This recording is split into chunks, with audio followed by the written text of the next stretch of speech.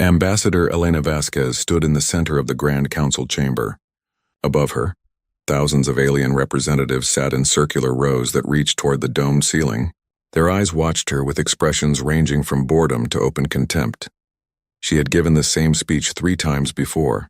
Each time they laughed.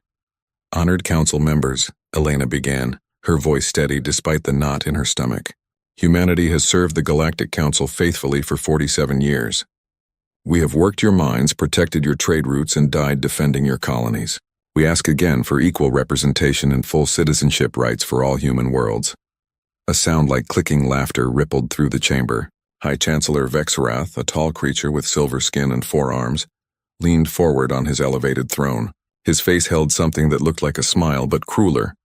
"Ambassador Vasquez," he said, his translator making his voice sound smooth and polite.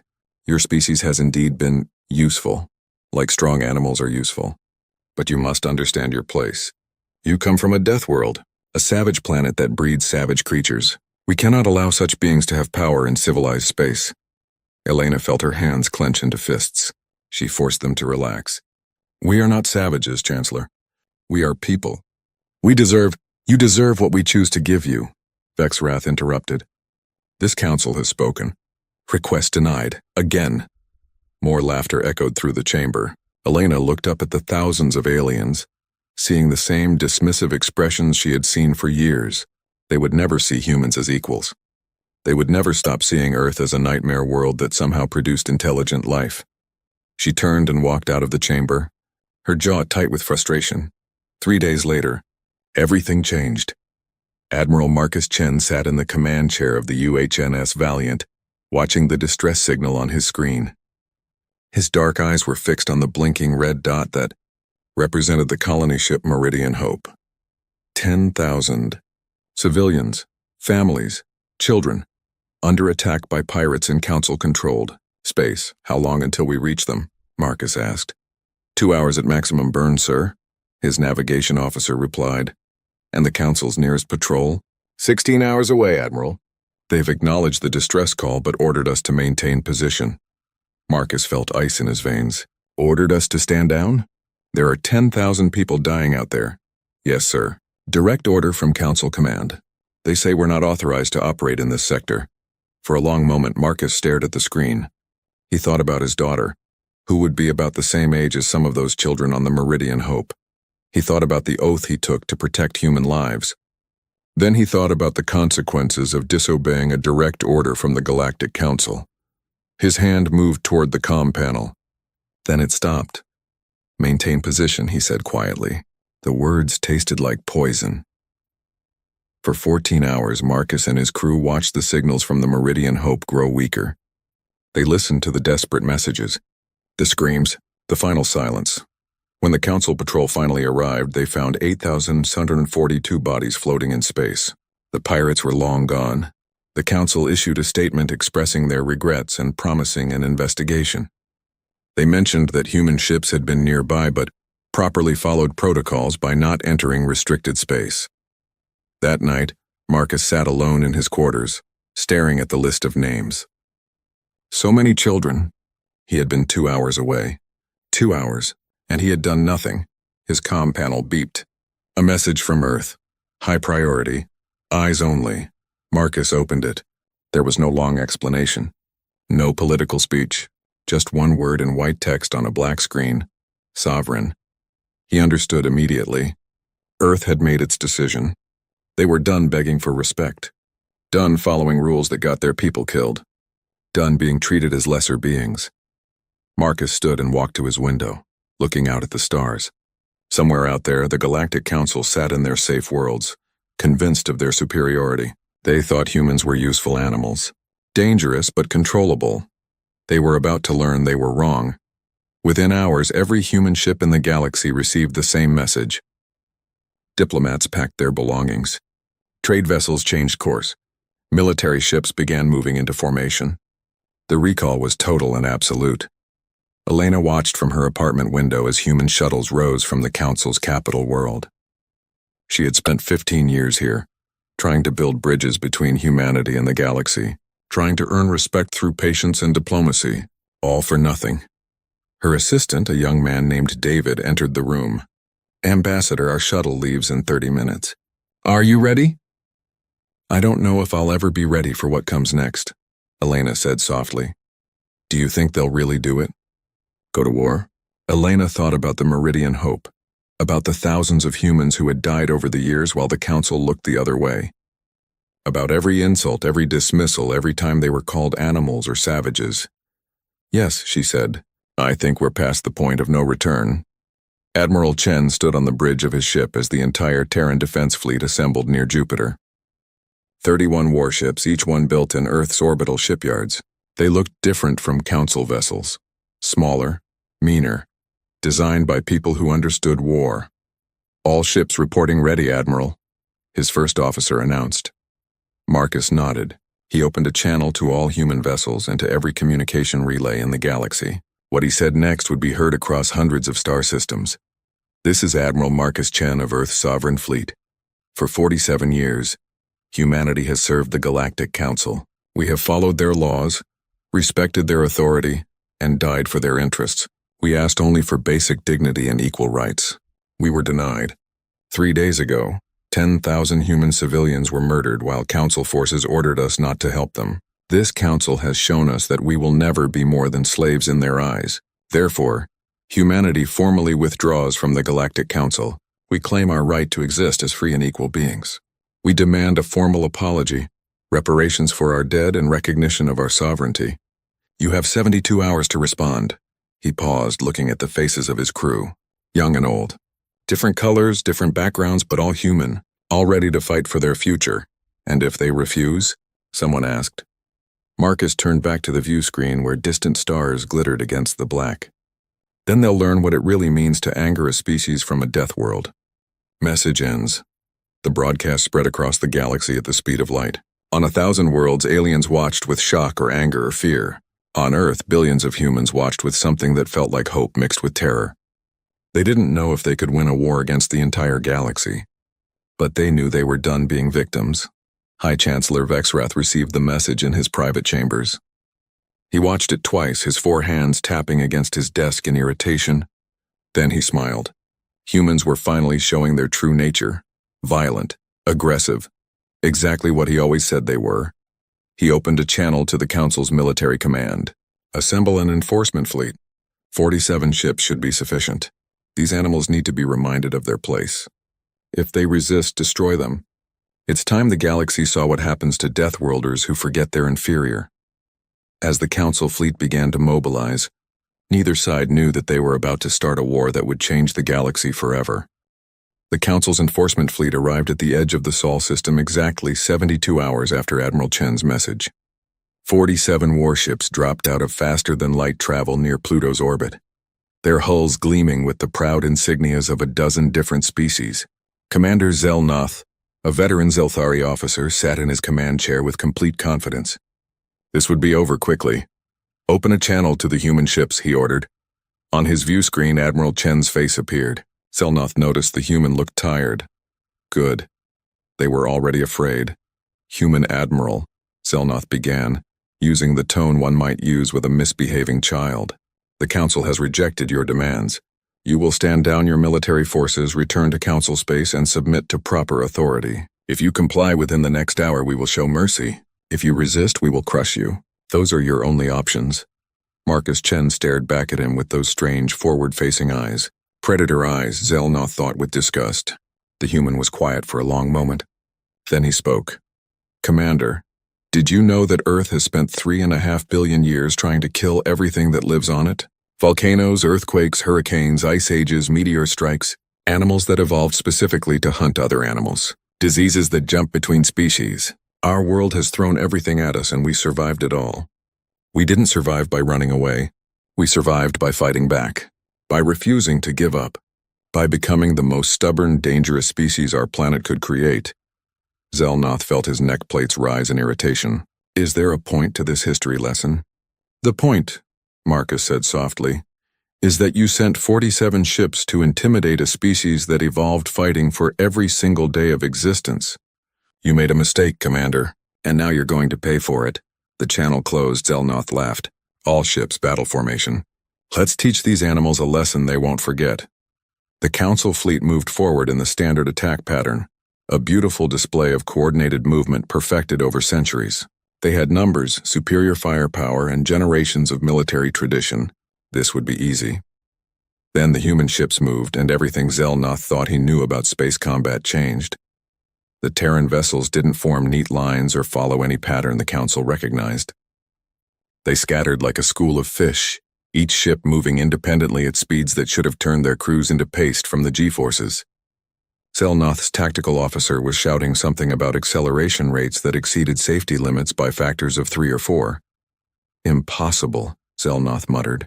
Living beings can't survive those forces, but they could. Because they came from a world with higher gravity. Because their bodies were designed to withstand punishment that would kill most species. Because evolution had built them to endure. The first human ship, a destroyer called the Indomitable, dove straight through the Council formation. Xel'Nath ordered his ships to fire. Energy beams lanced out, the standard particle weapons that had dominated galactic warfare for 1,000 years. They hit the Indomitable's shields and armor. The human ship kept coming. Shields are absorbing the damage, his tactical officer reported in confusion. Their armor composition is... I don't understand these readings. It's not standard materials. Because it's not meant for your weapons.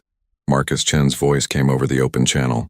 Our armor is designed to survive re-entry through Earth's atmosphere, to withstand meteor impacts, to take punishment that would vaporize your ships. You built your vessels for civilized warfare. We built ours to survive hell. The Indomitable fired back, not with energy beams but with solid metal slugs, accelerated to a fraction of light. Speed. Railguns. Kinetic weapons that the Council had, abandoned centuries ago as too primitive. The slugs tore through Council shields like they didn't exist.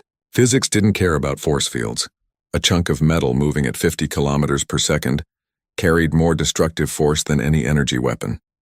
And it couldn't be deflected by the magnetic fields that protected against particle beams. 3 Council ships died in the first 30 seconds. Xel'Nath watched in horror as his beautiful formation collapsed into chaos. Human ships were everywhere, moving in ways that shouldn't be possible, firing weapons that bypassed every defense system the Council possessed. They fought like they had gone insane, taking risks no sane commander would allow. But they weren't insane. They were just willing to push limits that other species couldn't survive. Captain Sarah Okonkwo piloted the Indomitable through a hail of weapons fire, her heart pounding but her hands steady. Her co-pilot, Lieutenant Hayes, was calling out targets and threats, his voice quick and efficient. This was what they had trained for. This was what humans did best. They adapted. They survived. They won. Captain, we've taken damage to the port side, Hayes reported. Hull breach in sections 7 through 9. Repair teams are responding. Keep us moving, Sarah ordered. If we stop, we die. She saw a Council dreadnought ahead, easily twice the size of her ship. Its weapons were swiveling toward her. A normal commander would have pulled away, seeking safety. Sarah pushed the throttle forward and aimed straight for it. Captain, Hayes asked nervously. Trust me, Sarah said. The Indomitable accelerated directly at the dreadnought. Council ships could move fast in straight lines, but they couldn't maneuver quickly. They were built for long-range battles where ships exchanged fire from safe distances. The dreadnought tried to bring its weapons to bear, but Sarah was too close, moving too fast. She waited until the last possible second, then fired everything she had directly into the dreadnought's command section. Railgun rounds, missiles, even their point defense lasers. The massive ship's shields flickered and failed under the concentrated assault. Its bridge exploded in a ball of fire. Then Sarah pulled the Indomitable into a turn that made her vision go dark at the edges from the G-forces. She heard Hayes grunt in pain beside her. But they survived the turn, and the dreadnought was crippled behind them. All across the battlefield, similar scenes played out. Human ships took damage, but they kept fighting. They rammed enemy vessels when they ran out of ammunition. They used the cover of debris fields and radiation zones that Council sensors couldn't penetrate. They fought dirty, fought smart, and fought without mercy. Commander Xel'Nath tried to regroup his forces, but it was like herding frightened animals. His ships were designed for organized battles between civilized forces. Not this chaos, not this savagery. All ships retreat to Rally Point Delta, he ordered, his voice shaking. "We need to reform," and a human missile struck his ship's engines. The blast threw Zelnoth from his chair. Alarms screamed throughout the bridge. They were dead in space. Through his cracked view screen, he watched the human fleet regroup with impossible speed. They had lost ships too. He could see the burning wrecks drifting through space. But they had won. Somehow, against superior numbers, they had won. 4 hours after the battle began, it was over. 44 Council ships were destroyed or crippled. 3 managed to escape back to Council space. The human fleet had lost 9 vessels and taken heavy damage to most of the others. But they held the battlefield. Admiral Chen's face appeared on every working view screen in the system. He looked exhausted, sad even, but determined.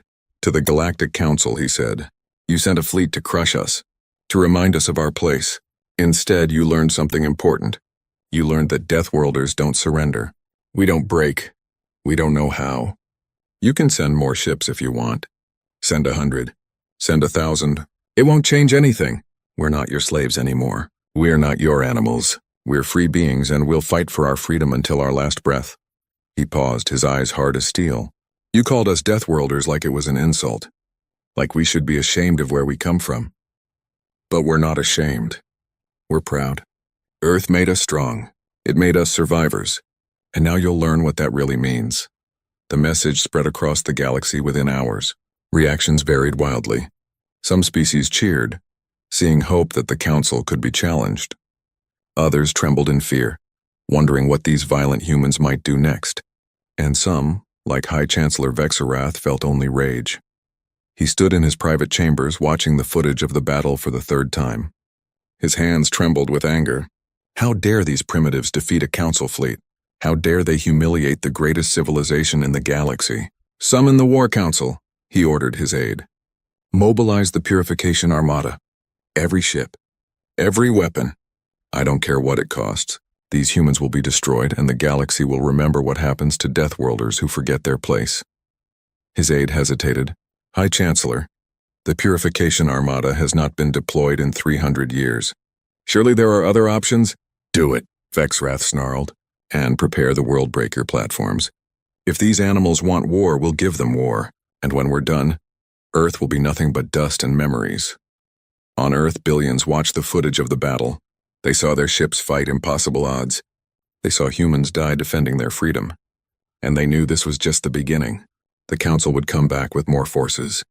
They would come with fury and vengeance, but humans had faced extinction before. They had survived ice ages and plagues and every disaster their world could throw at them. They would survive this too. They had to, because the Purification Armada gathered at the edge of Council space like a dark storm. 300 warships from 12 different species, all united under one purpose: to crush humanity's rebellion. War Master Krelnak of the Krithian Empire commanded the fleet, a battle-hardened soldier who had fought in 17 campaigns. He looked at the assembled forces with satisfaction. This was not a police action or a warning. This was total war. "All ships report ready, War Master," his second-in-command announced. "Good," Krelnak rumbled. His species was large and heavily armored, evolved from herbivores who had learned to work together against predators. "We jumped to Sol system in 1 hour. Remember your orders. Disable their military forces.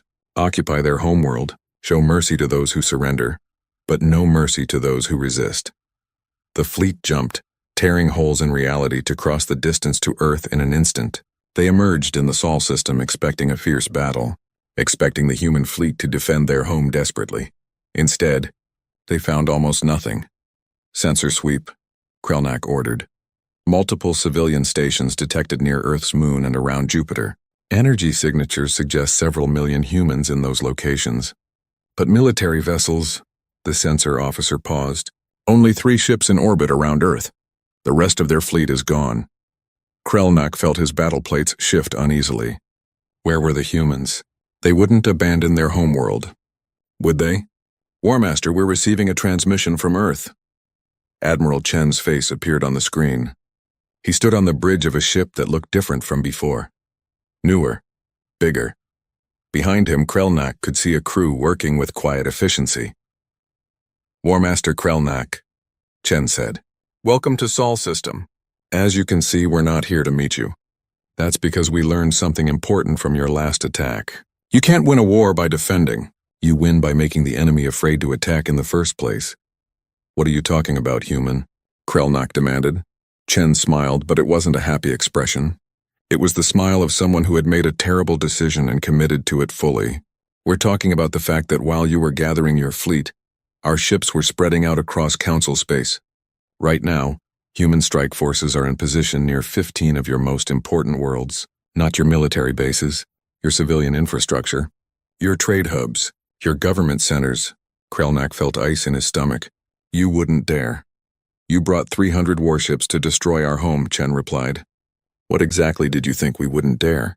You wanted to teach us a lesson about our place in the galaxy. Instead, you're about to learn what happens when you corner a predator. When you threaten everything a human loves, we don't just fight back. We make sure you can never threaten us again. The transmission ended. Krelnak immediately opened channels to Council Command. Chaos greeted him. Reports were flooding in from across Council space. Human ships were attacking trade stations, destroying military supply depots, hitting communications relays. They weren't targeting civilians, but they were systematically dismantling the infrastructure that held the Council together. And then came the worst news. A human fleet had appeared near Zelthar Prime, the Council's capital world. The seat of galactic government, the most heavily defended planet in known space. War Master, we're receiving new orders, his communications officer said. We're to return immediately to defend the capital. Krelnak looked at Earth, hanging peacefully in space ahead of them. They had brought enough firepower to break the planet apart, but if they did, humanity would respond by destroying Council worlds in revenge. It would mean genocide on both sides. Total war. All ships prepare to jump back to Zelthar Prime, he ordered reluctantly. The Purification Armada vanished as quickly as it had arrived, racing to defend their own home.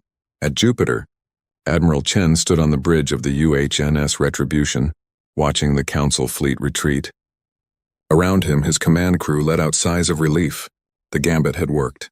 They had convinced the Council that Earth's fleet was scattered across the galaxy, forcing them to pull back to defend their own territory.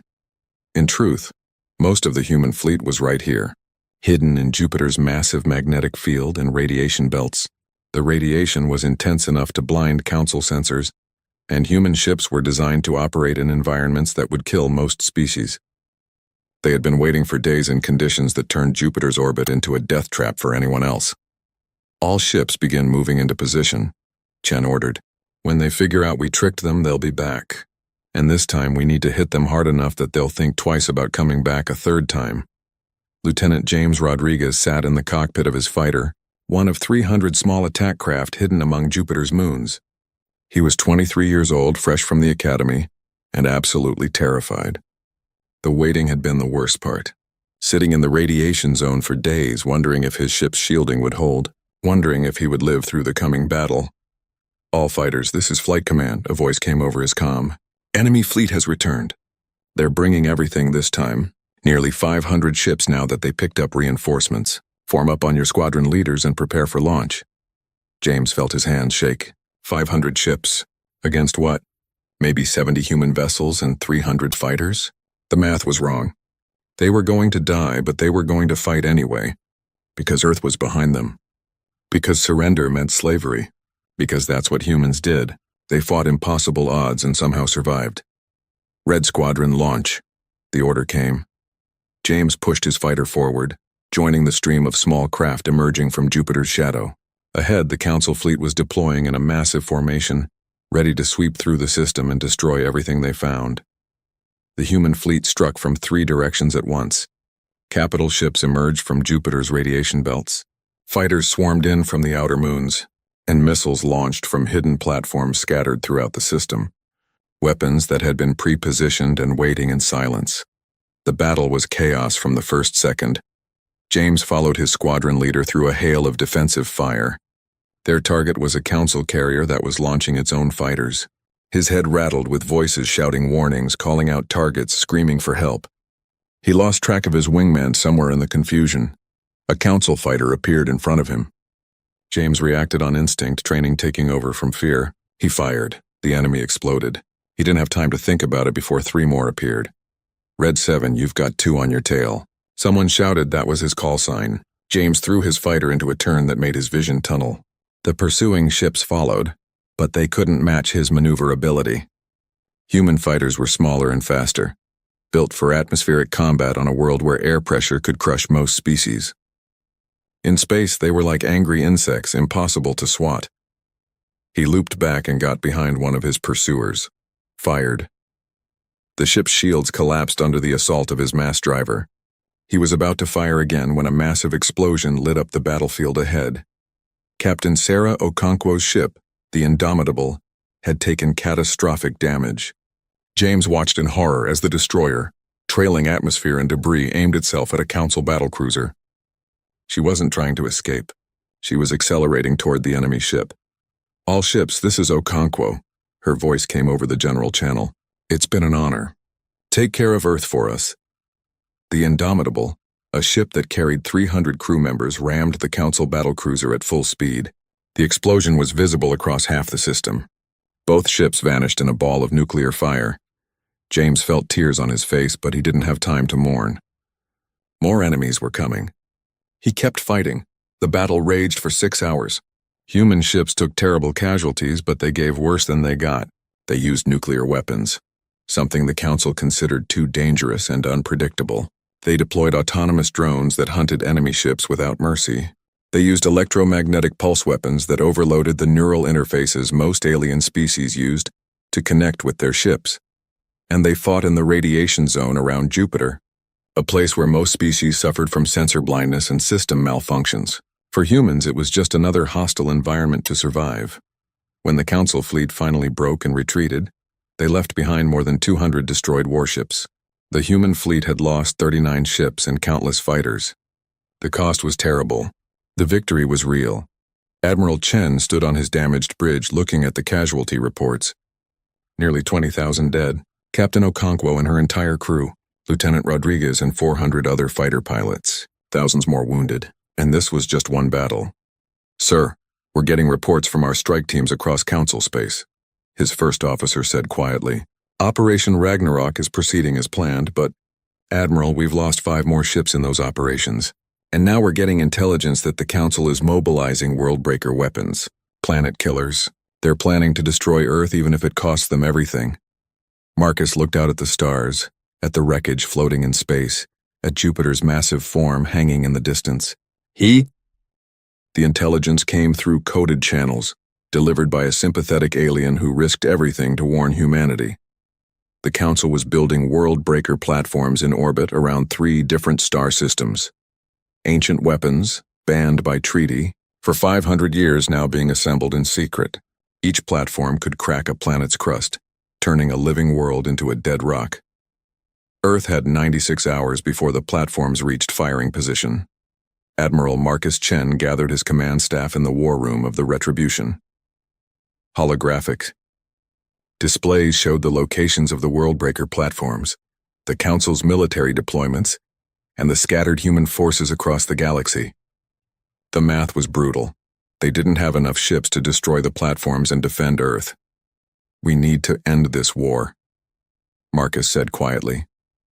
"Not just win a battle. End it completely. If we let the Council regroup, they'll keep coming. They'll keep building weapons to destroy us. We need to take away their ability to make war." "You're talking about attacking Zelthar Prime," his first officer said, "the most defended planet in the galaxy." "I'm talking about cutting off the head of the snake," Marcus replied. "The Council leadership is on that planet, their central command, their political power. If we capture or destroy it, the Council collapses. Their member species will be too busy arguing about succession to coordinate attacks against us." "Sir, we'd need every ship we have," another officer protested. "That leaves Earth undefended." Marcus looked at the display showing his homeworld, blue and green and beautiful, billions of people depending on him to make the right choice.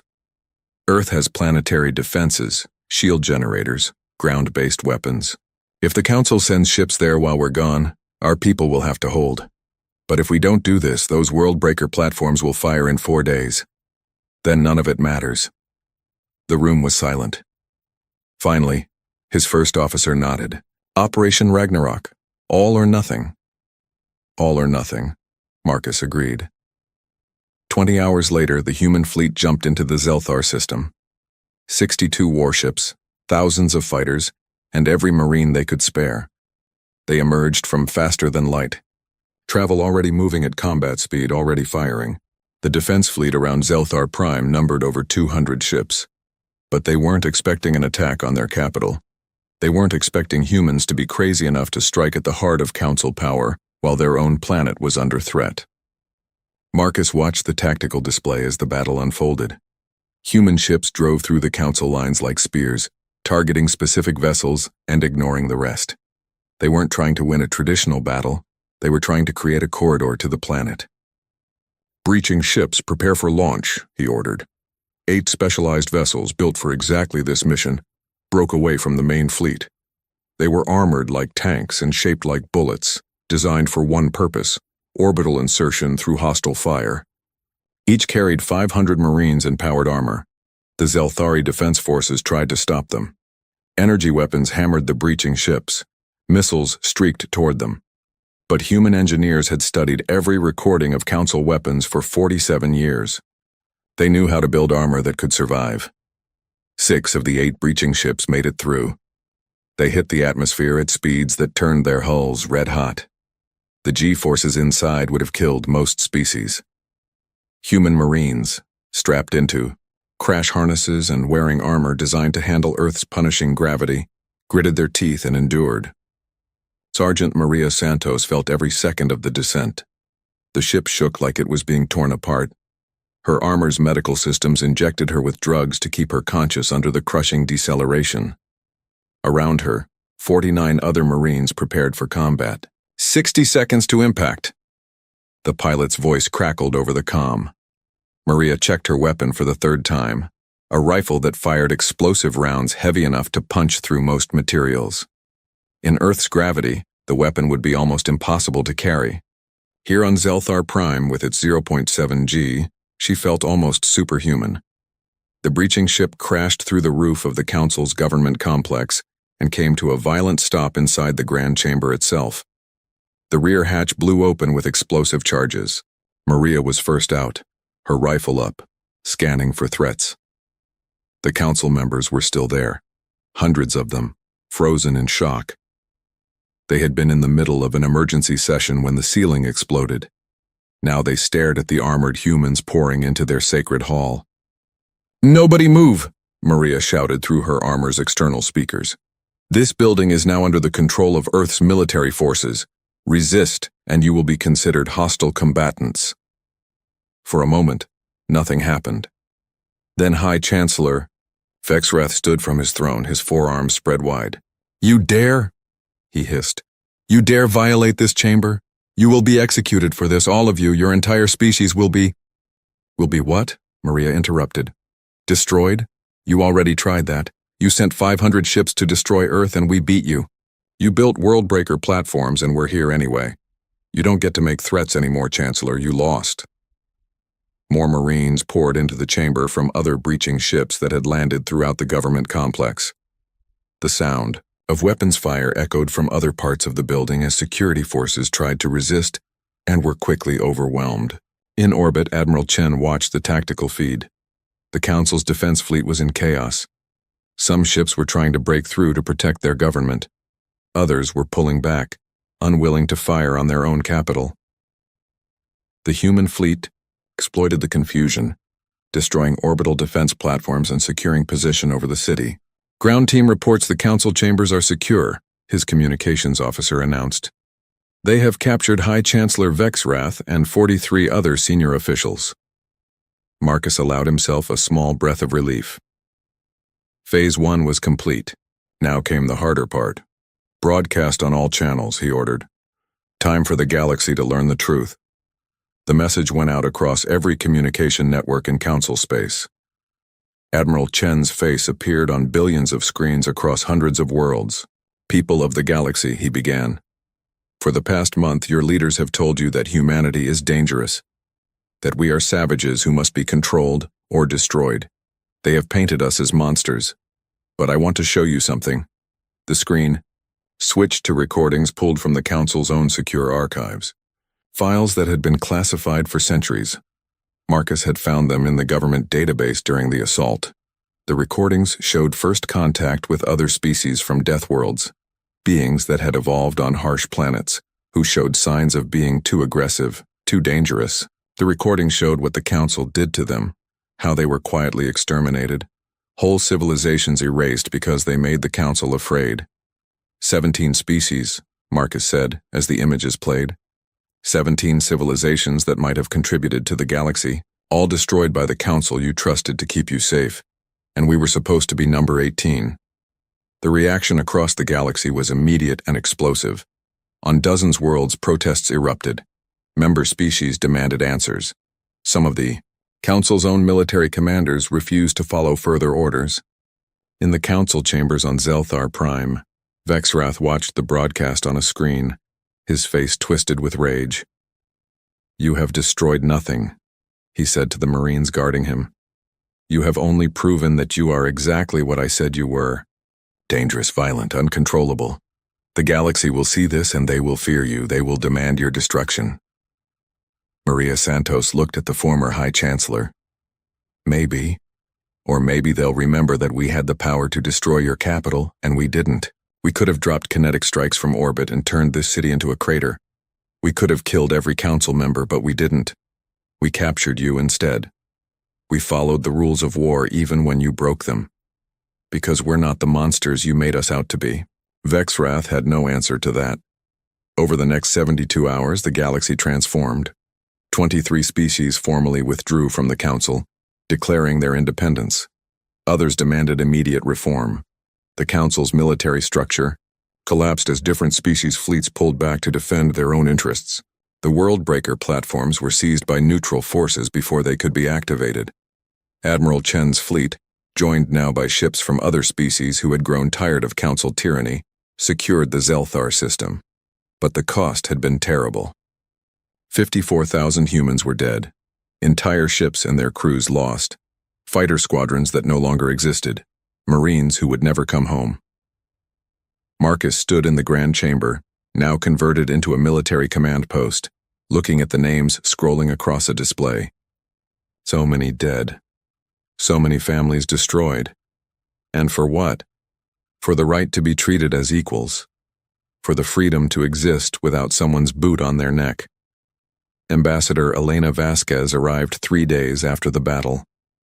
She looked around the occupied council chambers with mixed emotions. This was where she had spent years trying to negotiate peace. Now it was a conquered building. "You did it," she said to Marcus. "You won the war."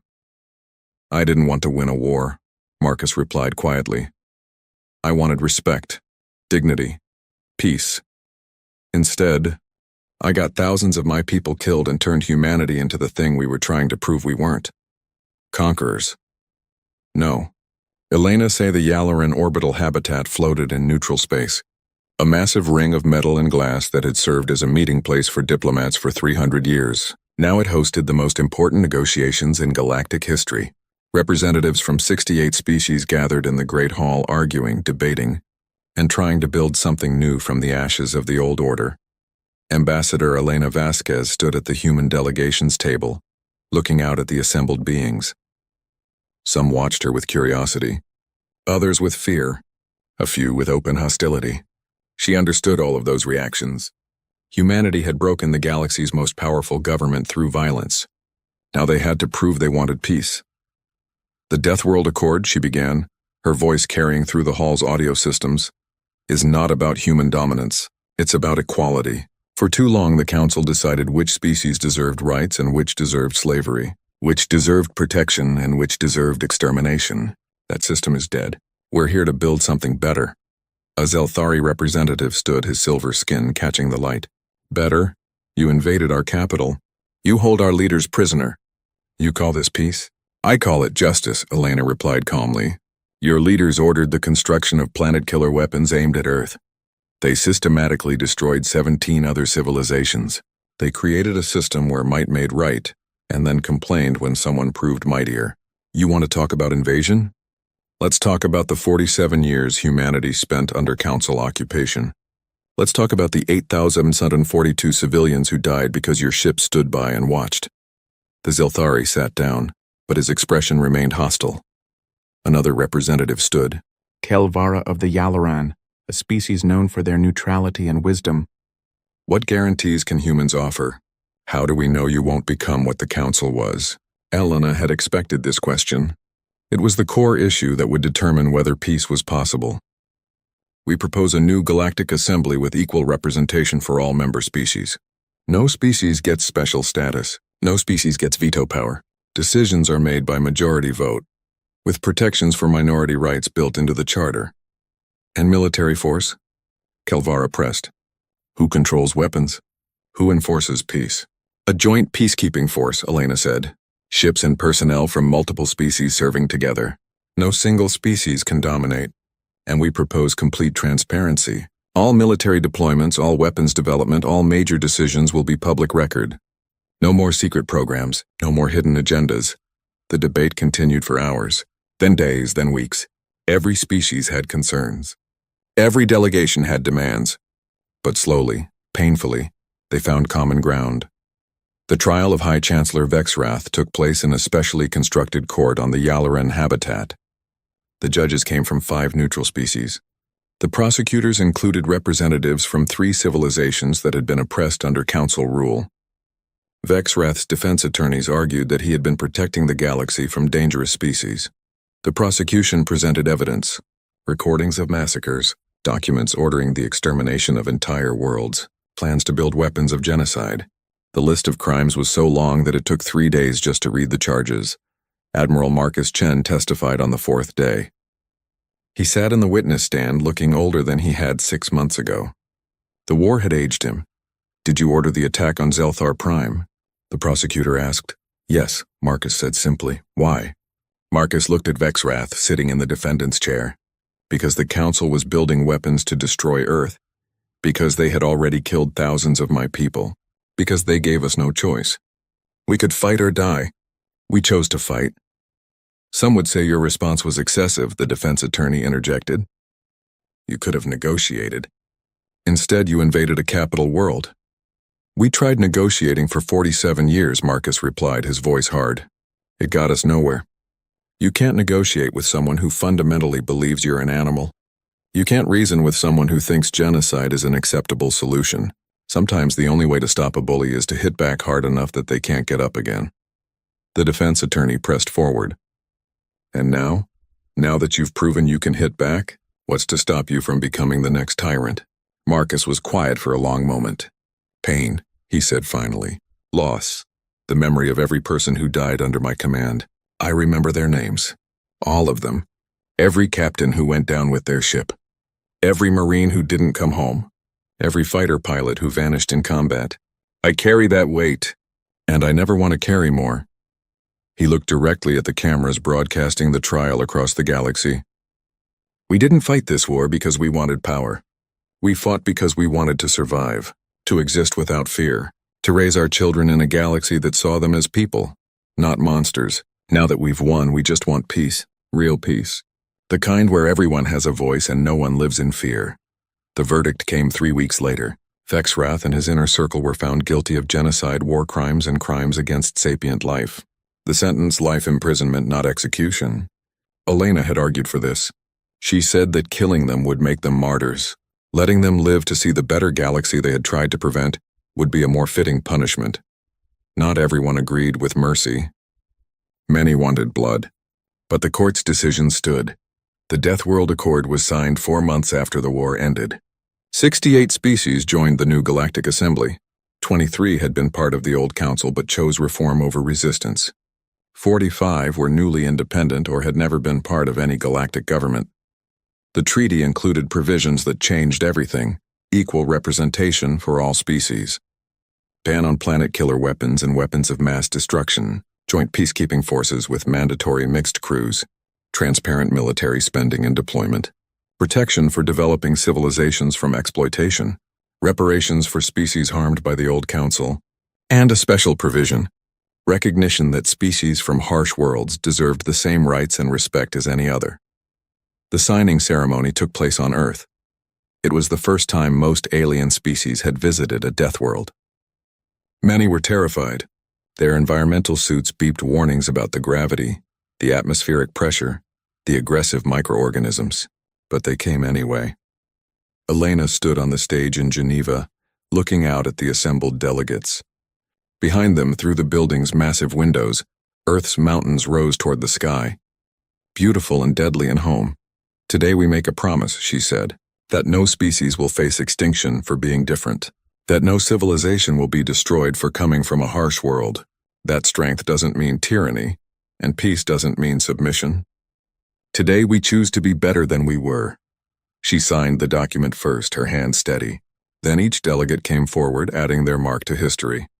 Admiral Marcus Chen watched from the back of the hall. He had refused a seat on the stage, saying he was a soldier, not a politician. But Elena had made sure he was there. He needed to see this, needed to know that the deaths hadn't been for nothing. After the ceremony, he walked through Geneva's streets. People recognized him and kept their distance, not sure if he wanted to be approached. He found a quiet park and sat on a bench, looking at the mountains in the distance. A young woman approached hesitantly.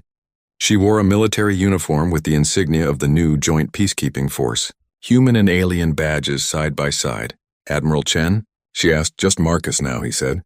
I retired 2 months ago. I'm Lieutenant Sarah Rodriguez. My brother was James, fighter pilot. He died at Jupiter. Marcus felt his chest tighten. He remembered the name. Red 7, 23 years old.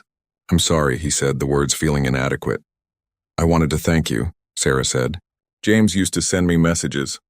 Right before the war, he was scared. He didn't think we could win. But he said if we didn't fight, his future kids would grow up as slaves. He said some things were worth dying for. She pulled out a photo showing a young man with a bright smile. James Rodriguez before the war.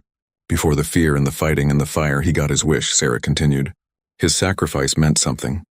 Kids today will grow up free. Human and alien living together, learning together. He died for that. You all did. And I wanted you to know, we're not going to waste it. My generation, we're going to build the galaxy he fought for. Marcus looked at her young face, so much like her brother's, and felt tears on his cheeks. Make it good, he said quietly. Make it worth what they paid. We will, she promised. 3 years after the war ended, the first joint military academy opened on Mars. Human and alien cadets trained together, learning each other's languages, cultures, and fighting styles. The facility was designed to accommodate species with different environmental needs. There were high-gravity areas for humans and low-gravity zones for species from gentler worlds. Instructor Chen taught military history and tactics. He had been surprised when they asked him, but Elena convinced him. Someone needs to teach them why we fought, she said, and how to make sure we never have to fight that way again. On his first day, an alien cadet asked the question he had been expired.